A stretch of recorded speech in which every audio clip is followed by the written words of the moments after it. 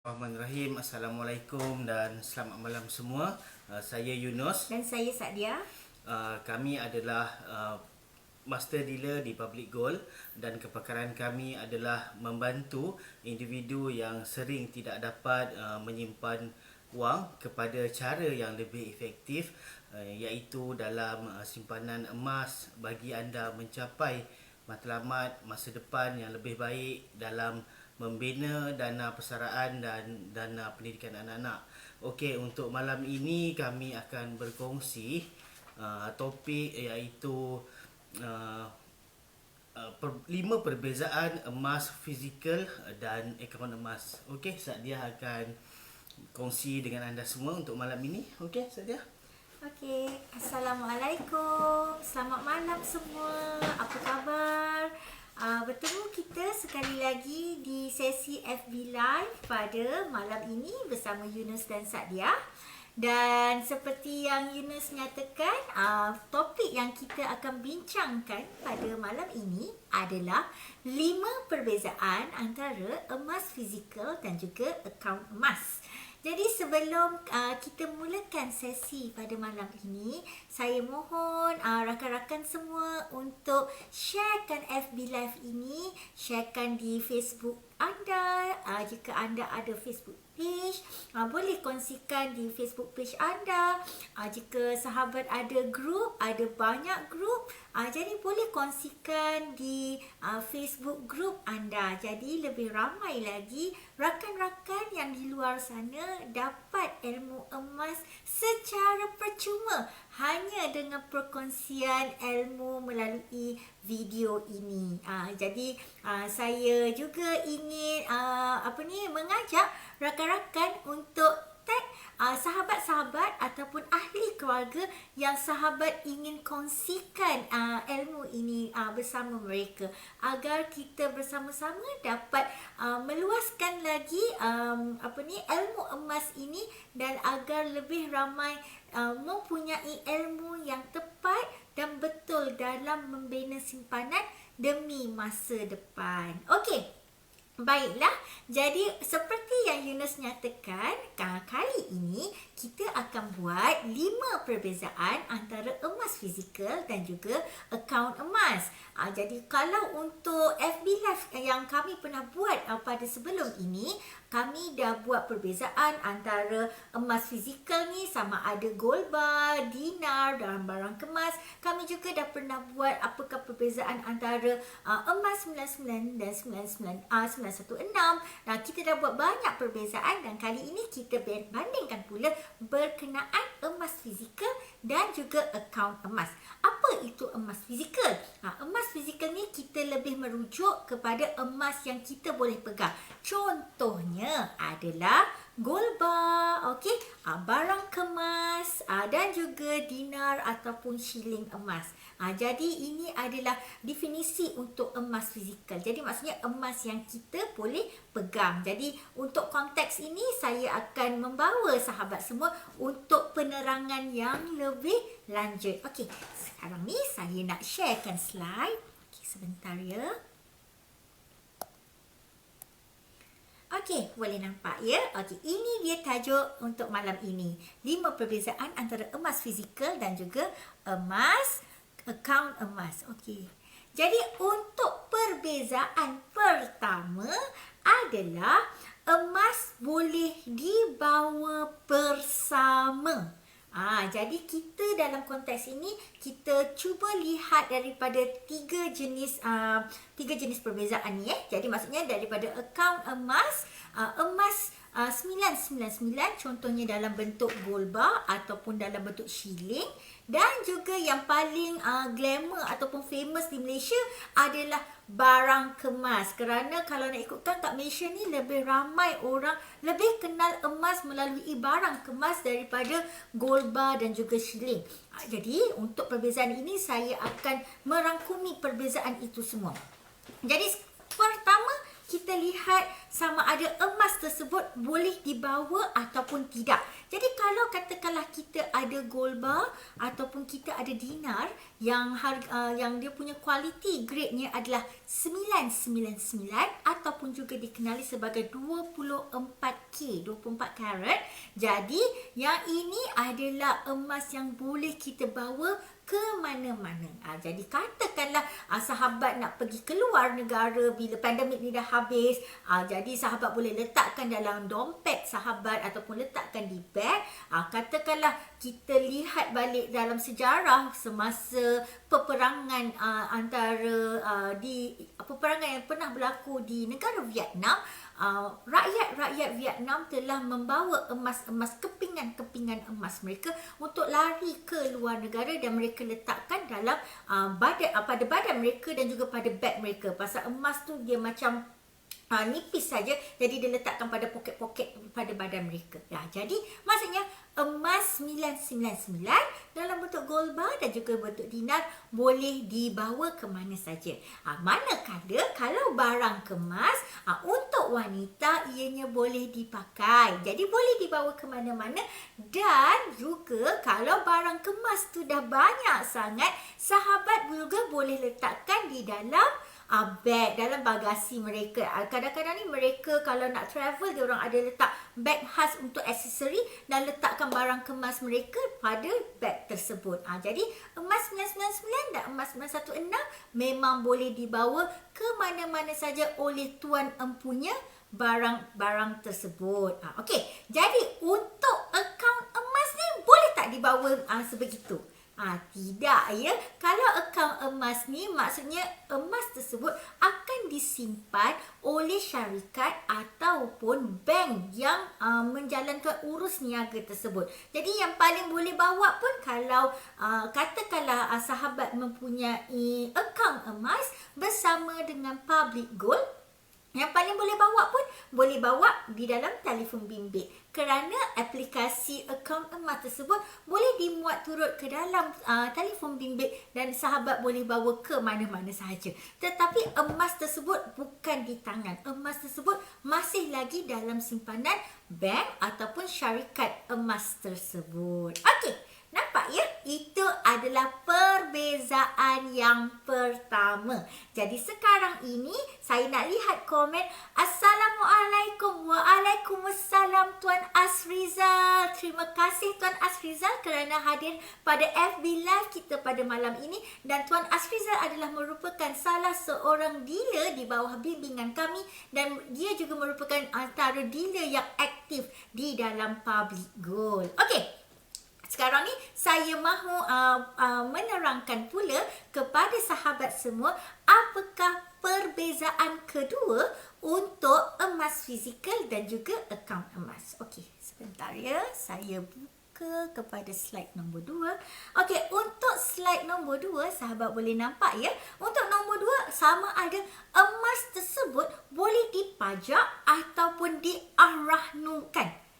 Jadi kalau katakanlah bila kita dah simpan emas, kita mempunyai kecemasan ataupun memerlukan duit untuk digunakan dalam perkara yang penting, seperti nak bayar untuk dana universiti anak, nak bayar yuran sekolah anak, ataupun yang ini adalah untuk anda nak buat deposit untuk beli hartanah, beli rumah. Jadi nak perlu cairkan emas tersebut, ianya perlu dipajak ataupun diarahnukan. Jadi adakah ianya boleh? Jadi kalau untuk emas fizikal seperti gold bar, shilling emas ataupun dinar ataupun barang kemas, ianya boleh dipajak dengan mudah. Jadi kalau nak ikutkan, bawa saja ke kedai pajak ataupun syarikat ahrahnu dan boleh untuk terus dipajak.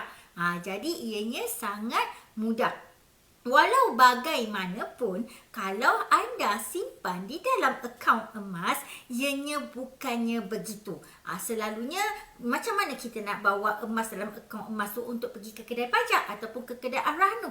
Jadi ianya tidak boleh dipajak sebegitu. Kecuali sekiranya syarikat ataupun bank tersebut menawarkan perkhidmatan untuk pajak dan ahranu di dalam sistem mereka. Sebagai contoh, seperti Public Gold untuk pelanggan-pelanggan yang ada akaun Gold Accumulation Program GAP. Jadi dalam sistem tersebut memang akan dalam telefon bimbit ataupun dalam laman web memang ada aplikasi tersebut untuk terus dipajak ke koperasi dagang emas. Jadi dia tak ada pilihan sekejap nak pergi tempat lain, nak pergi pos ahranu dalam aplikasi tu, tak ada.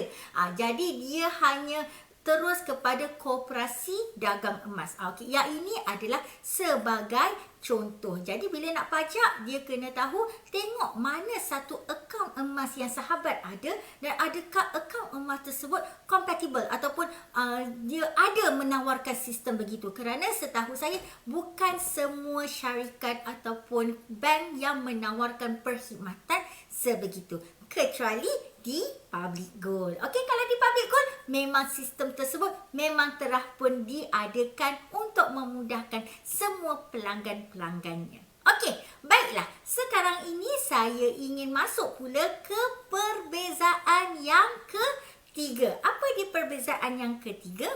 Jadi sebentar. Okey, untuk perbezaan yang ketiga adalah perkara yang ramai orang suka tanya dekat kami berdua. Kalau simpan emas ni, kalau kat rumah nanti senang nak curi. Senang kena curi. Kalau beli barang kemas ni senang kena ragut. Janganlah fikir negatif je semua. Kalau kita asyik fikir negatif je, nanti negatif tu lah yang datang kat kita. Jadi, walau bagaimanapun, memang kalau simpan emas, bukan kata simpan emas. Kalau simpan duit pun ada risiko untuk kena curi. Jadi, kalau emas 999 ni ada risiko tak kena curi? Ya, memang ada risiko. Kalau emas 916 ada risiko tak kena curi? Ya, memang ada risiko. Tetapi, jika sahabat melihat untuk anda yang menyimpan duit, adakah anda mempunyai risiko untuk kena curi? Ya, kalau simpan duit pun masih ada risiko kena curi. Jadi, kalau simpan emas, kalau katakanlah sahabat mempunyai emas yang banyak, sahabat perlu mempertimbangkan untuk cara simpanan yang lebih baik. Iaitu, katakanlah sahabat pergi ke safety box, syarikat yang menawarkan safety box. Jadi, boleh letak emas-emas yang berkilo-kilo tersebut, simpanan yang dana yang sahabat dah buat tu, simpan ke syarikat security ataupun ada bank-bank yang menawarkan untuk safety box untuk simpanan. Jadi ini adalah cara untuk menangani masalah takut kalau kena curi. Jadi sama kalau kita simpan duit, kalau kita simpan duit kat dalam rumah banyak-banyak, kita pun akan masukkan ke dalam bank ataupun kita akan masukkan ke dalam peti simpanan. Jadi sama, kalau sahabat mempunyai emas yang banyak, sama ada emas 999 ataupun emas 916, adakah sahabat mempunyai risiko untuk kena curi ataupun emas tersebut kena curi ataupun kena dirompak? Sama, simpan emas pun ada risiko, simpan duit pun ada risiko. Tetapi kalau simpan dalam akaun emas, insya-Allah risiko untuk kena curi adalah sangat-sangat minima kerana tiada orang mempunyai akses terhadap akaun emas sahabat. Jadi saya mempunyai contoh untuk pelanggan-pelanggan saya yang mempunyai satu ketakutan untuk simpan emas di rumah kerana tempat kawasan mereka tinggal itu adalah tidak selamat ataupun ada pelanggan kami yang tinggal di rumah bujang. Jadi takut kalau beli emas banyak-banyak letak dekat rumah, bila balik kerja tengok takut emas sudah tak ada. Jadi ini mendatangkan satu risiko. Jadi untuk itu kami selalu mencadangkan agar emas tersebut disimpan di dalam akaun emas ataupun buatlah simpanan di dalam safety box. Yang itu adalah antara cara untuk mengurangkan risiko emas tersebut kena curi. Ianya seperti sama je kalau kita simpan duit. Kalau simpan duit pun ada risiko juga kena curi. Tetapi kelebihan untuk simpan emas adalah ianya penyimpan nilai sepanjang zaman.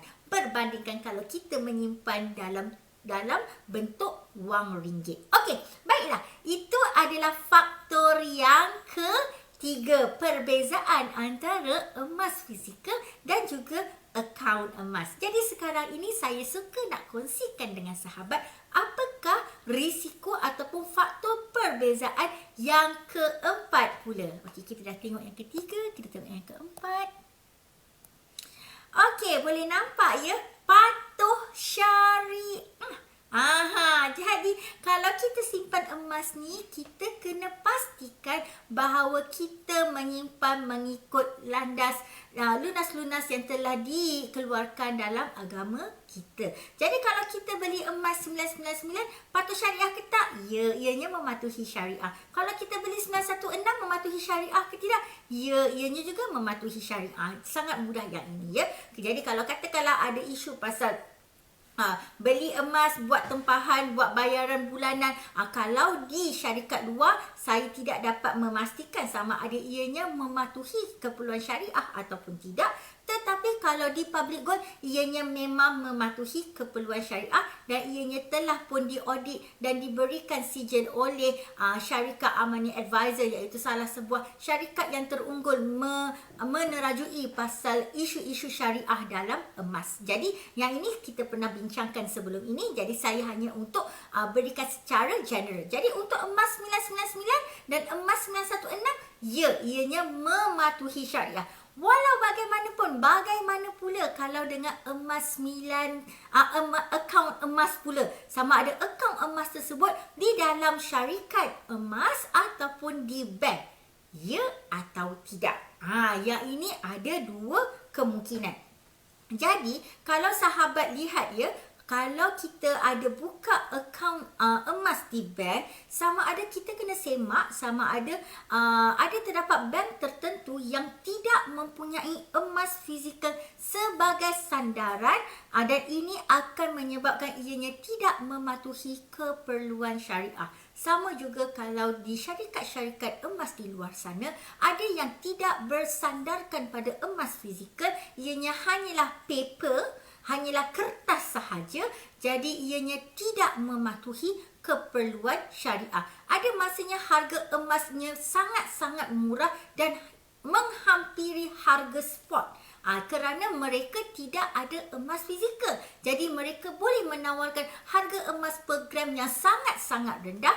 Walaupun ianya rendah, tetapi kita kena ingat ianya kemungkinan besar tidak mematuhi keperluan syariah.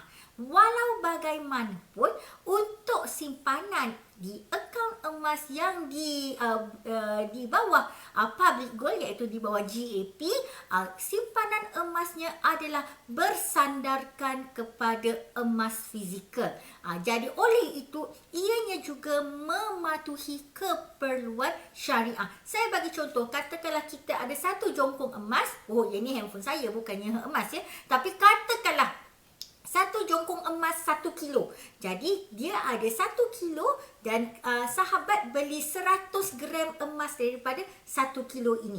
Jadi bila beramai-ramai, beribu-ribu orang beli 1 gram ataupun beli setengah, nak kata setengah gram ke, 100 ringgit tak sampai setengah gram, tak sampai setengah gram pun, dalam 0.4 gram saja, masih lagi bersandarkan kepada emas yang fizikal. Jadi ianya mematuhi keperluan syariah. Ini untuk akaun emas di public gold.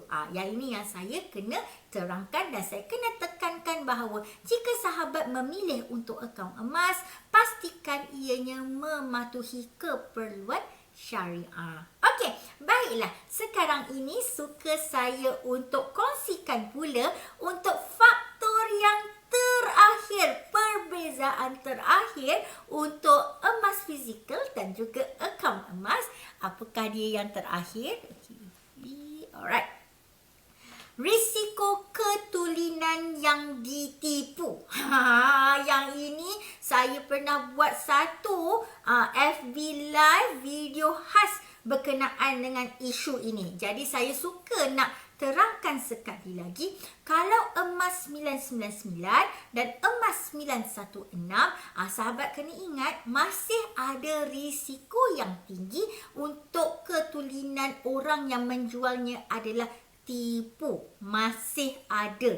Walau bagaimanapun, kalau emas di akaun emas, ketulinannya adalah terjamin betul, iaitu mestilah emas 999. Jadi ianya kerana kalau akaun emas, syarikat yang mengeluarkan perkhidmatan tersebut dan juga bank akan memberikan jaminan bahawa akaun tersebut adalah berdasarkan kepada grade kualiti yang mana satu. Jadi tiada unsur penipuan di situ. Walau bagaimanapun, kalau beli emas 999 ataupun 916 dalam bentuk dinar ke, golba ke, barang kemas ke, jika sahabat tidak memeriksa kredibiliti penjual dan juga syarikat yang sahabat beli emas tersebut, hati-hati sahabat, kerana kita telah pun dipaparkan dengan banyak cerita-cerita ataupun berita-berita di laman-laman newspaper, surat khabar berkenaan penipuan yang telah dialami oleh pelanggan-pelanggan syarikat yang tidak bertanggungjawab tersebut. Jadi ada yang beli golba, dalam tu bukannya emas tetapi dalam tu adalah besi. Ada yang beli barang kemas dan barang kemas tersebut pun hanyalah disadur dengan emas saja. Dia sebenarnya bukan emas betul tetapi emas tiruan, dalam tu besi. Ada juga yang jual emas, dia kata emas tu adalah emas 916 tetapi apabila semak ianya adalah grade rendah, iaitu emas 750. Jadi sebenarnya kalau nak beli emas, jangan hanya lihat harga emas rendah terus je beli. Takut kalau kena tipu. Jadi kena pastikan sahabat membeli daripada syarikat yang mempunyai kredibiliti yang tinggi. Saya mempunyai seorang sahabat yang pernah beli barang kemas harga berpuluh ribu, tetapi yang ni dia beli dekat kedai emas ya. Kedai emas, nampak kedainya. Walau bagaimanapun, apabila dia nak pajak, rupanya emas tersebut bukan grade yang sama. Jadi dia sebenarnya tertipu kerana masa beli dinyatakan emas 916 tetapi sebenarnya emas tersebut adalah emas 750. Yang ini daripada kedai ya. Jadi kalau nak beli emas, pastikan anda membeli emas daripada syarikat yang mempunyai kredibiliti yang tinggi. Sebagai contohnya adalah di Public Gold. Kerana kalau emas di Public Gold, kalau nak beli barang kemas di PG Jewel, semua emas-emasnya adalah dipastikan mempunyai memenuhi standard dan spesifikasi yang telah dinyatakan. Kalau emas tersebut emas 916, ianya pasti emas 916. Sekiranya ianya adalah gold bar 999, maka assayernya yang mengeluarkan, yang telah menandatangani sijil bagi emas tersebut adalah telah menentukan bahawa, telah menjamin bahawa emas tersebut adalah emas 999. Jadi sebab itu kita nak beli emas bukan tangkap muat je, ada duit terus beli emas daripada syarikat yang menawarkan harga yang sangat-sangat murah, tetapi kemudiannya anda juga yang tertipu dan terperdaya. Kalau beli daripada akaun emas, memang ketulinannya adalah disahkan bahawa ianya adalah ketulinan yang tinggi. Okey, baiklah. Itu adalah 5 perbezaan utama dalam emas fizikal dan juga emas dalam akaun emas. Jadi saya recap semula 5 perbezaan tersebut. Sebentar ya. Okey, saya tukarkan balik. Okey, sekarang sahabat boleh nampak Topik kita pada malam ini adalah 5 perbezaan emas fizikal dan juga akaun emas. Jadi yang perbezaan pertama adalah emas tersebut boleh dibawa bersama-sama ke mana-mana sahaja. Yang kedua adalah sama ada emas tersebut boleh dipajak atau diahrah noh. Yang ketiga, sama ada emas tersebut mudah kena curi ataupun tidak. Yang keempat, sama ada emas tersebut mematuhi keperluan syariah ataupun tidak. Dan yang terakhir sekali adalah adakah terdapat risiko ketulinan yang emas ditawarkan adalah palsu ataupun ditipu. Okey, itu adalah 5 perbezaan untuk yang kita bincangkan berkenaan dengan emas fizikal dan juga akaun emas. Okey, bersama saya sekarang ni adalah Yunus dan sekarang ini adalah masa untuk promosi. Jadi kita dengarkan apakah promosi yang ingin Yunus kongsikan bersama anda pada malam ini. Okey, untuk promosi kita ada untuk akaun simpanan Gap seperti yang Sadia terangkan tadi, iaitu 1 gram bernilai sekarang ini RM248 ataupun anda boleh mulakan dengan nilai minimum paling rendah adalah RM100. Kita juga ada promosi untuk 1 dinar dengan bayaran 4 bulan RM264 anggaran untuk 1 bulan. Kita juga ada promosi untuk bayaran 10 bulan 10 gram gold bar dengan bayaran RM247 sebulan.